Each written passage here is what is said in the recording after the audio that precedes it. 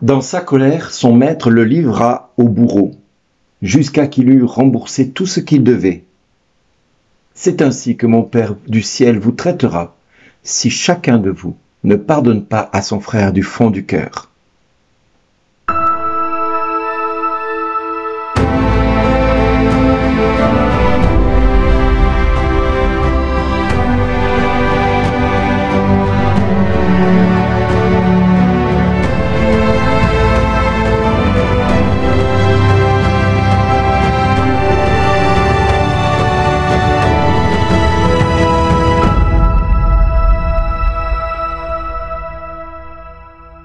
Aujourd'hui, le message vous est adressé par Bernard Dille.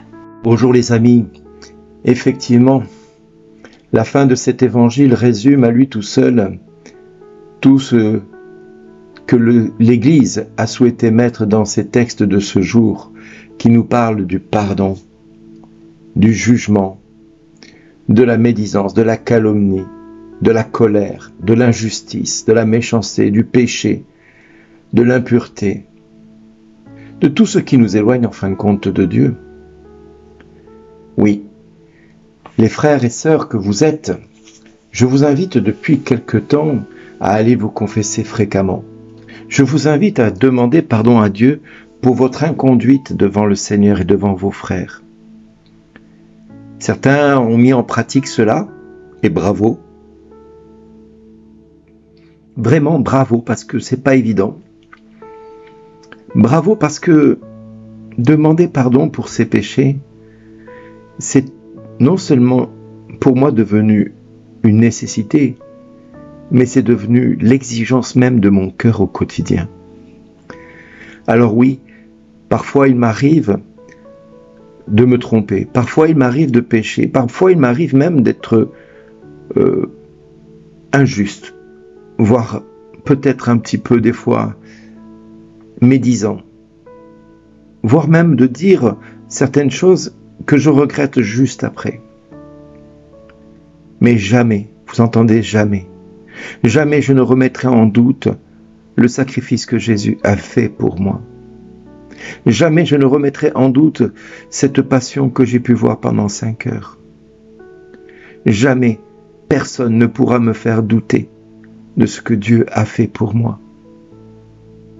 Alors quand certains ou certaines pourraient être tentés de me reprocher toutes sortes de choses, je connais mon péché. Je le connais bien mieux que eux. Et je pense qu'il en est de même pour chacun de vous. Nul ne peut porter sur vous le même jugement, car qui mieux que nous savons ce que nous sommes, ce que nous vivons. Soyons honnêtes, regardons-nous dans la glace et regardons l'état de notre vie et regardons les fruits de notre vie. Quand je parle de fruits, c'est-à-dire la paix qui règne dans votre cœur au quotidien, malgré les épreuves, malgré la dureté de votre vie. Si vous n'avez pas la paix, c'est que peut-être dans votre cœur, vous n'êtes pas en pleine obéissance avec Dieu. Parce que la paix est le fruit de l'esprit par excellence. Donc si la paix n'est pas dans votre cœur, posez-vous la question de là où vous avez encore quelque chose contre quelqu'un ou contre quelqu'une. Ne retenez pas parfois les erreurs des uns et des autres comme étant la responsabilité des autres. Non, regardons d'abord toujours ce que nous pouvons faire ou ce que nous pouvons dire et sachons reconnaître à notre niveau la responsabilité que nous avons dans tout ce que nous endurons au quotidien. Il y a parfois des moments où nous rendons responsable la terre entière de ce que nous vivons, alors que le problème n'est pas chez l'autre, il est chez moi. Il est chez chacun de nous. Et oui, si la paix n'est pas dans ton cœur malgré l'adversité, c'est que ce que tu vis, tu ne le vis pas avec la grâce de Dieu, mais avec le fruit du péché, qui est celui qui t'entraîne vers le bas et qui te donne d'être injuste avec ton frère et ta sœur. Malgré le fait que Dieu t'ait pardonné il y a X temps, qu'il t'ait remis les dettes du passé, toi, tu vas vite voir chez ton frère ce qui ne va pas et tu vas l'accuser, tu vas le rendre responsable et tu vas lui demander de te rembourser ce que tu lui as prêté à un moment donné, alors qu'à toi, on avait effacé toutes les dettes. Et tu rends responsable la terre entière de tout ce que tu vis parce que tout simplement dans ta vie, aujourd'hui, il y a quelque chose que tu omets volontairement. C'est ton péché personnel. Ce péché qui te conduit à rentrer des fois dans une injustice profonde envers ton prochain.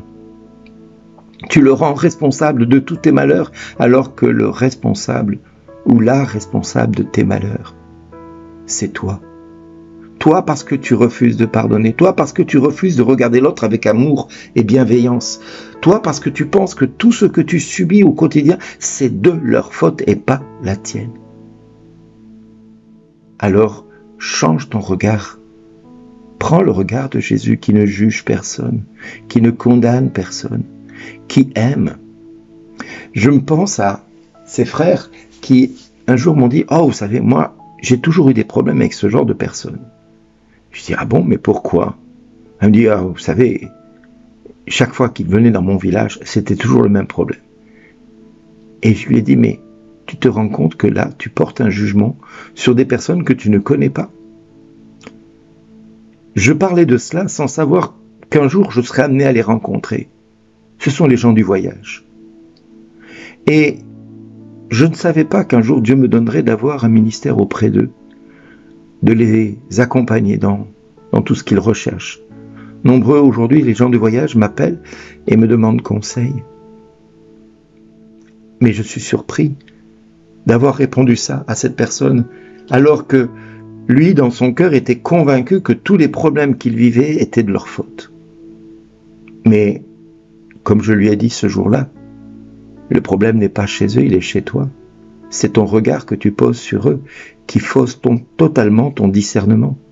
Alors tu penses que tu dois vivre cela, tu dois t'éloigner de cela, tu dois aller à tel endroit pour être protégé de cela. Mais non, le problème il est chez toi. C'est ce profond racisme que tu as envers eux, ce profond rejet que tu as de leur part qui font qu'aujourd'hui, ils ont le mainmise sur toi. Pas les gens du voyage, mais ceux qui te montrent quelque part qu'ils sont responsables de tous tes malheurs. Et je parle de là, du démon qui veut que tu t'exclues de toute la société parce que tu as peur d'eux. Voilà, le problème c'est que tu as peur d'eux. Alors tu t'enfermes, tu t'isoles, tu fuis, tu t'éloignes, tu vas chercher des solutions ailleurs alors que le problème il est chez toi, dans la non-acceptation des gens qui sont autour de toi. Parce que tu les veux parfaits comme toi, tu te sens parfait ou parfaite parfois. Mais au final, tu ne vaux pas mieux qu'eux, parce que tout comme eux, tu es privé de la gloire de Dieu. Mais tout comme eux, la grâce de Dieu te suffit.